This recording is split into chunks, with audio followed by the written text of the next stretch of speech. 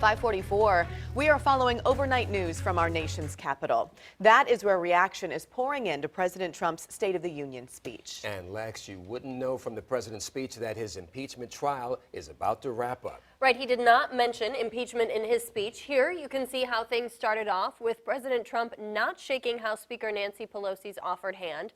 The president handed her a copy of his speech, which is customary, and then turned around. During his speech, the president focused on his agenda for the year ahead. He also touted a strong economy and hit other familiar issues like immigration, health care, and gun rights.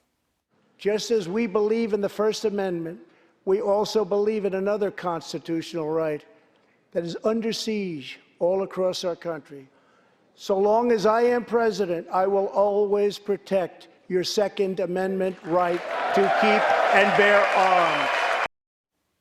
President Trump interrupted his speech to give the Presidential Medal of Freedom to conservative radio host Rush Limbaugh, who doctors just diagnosed with stage 4 cancer.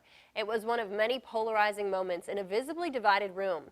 The address ended with House Speaker Nancy Pelosi tearing up the president's speech.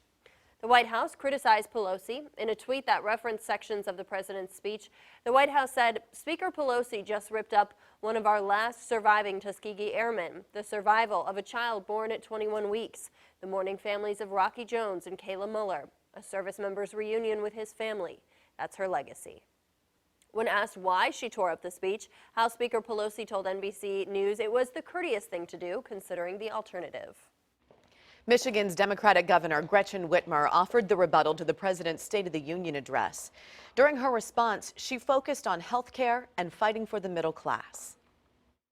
Every Democrat running for president has a plan to expand health care for all Americans. Every one of them has supported the Affordable Care Act with coverage for people with pre-existing conditions. They may have different plans, but the goal is the same. President Trump sadly has a different plan.